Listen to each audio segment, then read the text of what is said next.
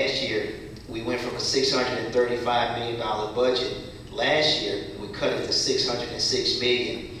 We're now looking at a $60 million cut that we may have to make in our budget. So we're going to need you all, when we get to the budget hearings, you're going to have to voice your opinions on what are your priorities in this budget. So we get the budget in December.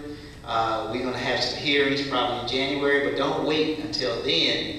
Now is the time, because the number one issue still in DeKalb is what? Public safety.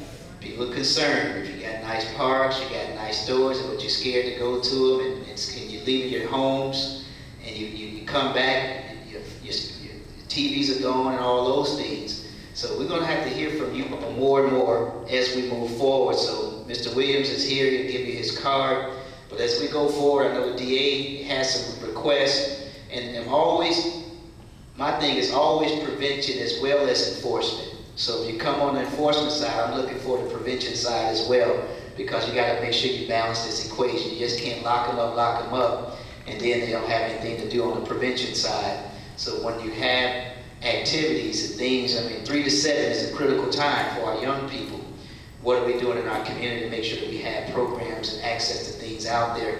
And we also got to get our school system involved. We don't have to build new facilities. We got facilities like this that we can connect with our schools more. How can we use those facilities in our neighborhood? And we have an MOU that we developed with the DeKalb County Schools, where we want to use our facilities more in the evenings and working with them on how we can do that better. So we're establishing that relationship with our school system, because we can't build enough recreation centers. We won't have the funds to do that. But we got buildings that sit empty in the summertime, swimming pools that sit empty.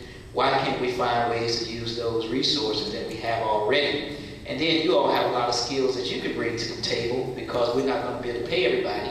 But what can we do as a community to work those things out? To follow up on that, one of the things is how we deal with jobs. And I think you all have done a great job. The project, everybody remember where the Goodwill used to be across the street over here on Glenwood?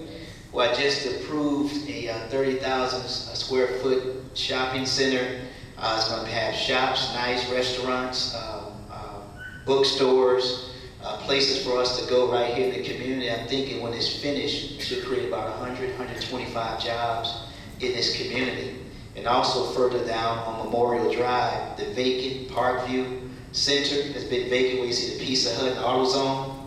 We now have approved to have new stores, department stores coming in there. They're going to redo it with a spa, just some different stores in our community to try to make sure that we can beautify and revitalize Memorial Drive as well as Glenwood Road. So the next coming year, we should create about another additional 200 jobs right in our own community, walking for us to be a part of. So how do we have that balance and make sure we have jobs that you can get to in a timely manner? So with those things being said, I want you to make sure you get the information off the back table. We have candidates here. They're going to stay around. I want you to meet them, because they're going to be our new leadership coming in place.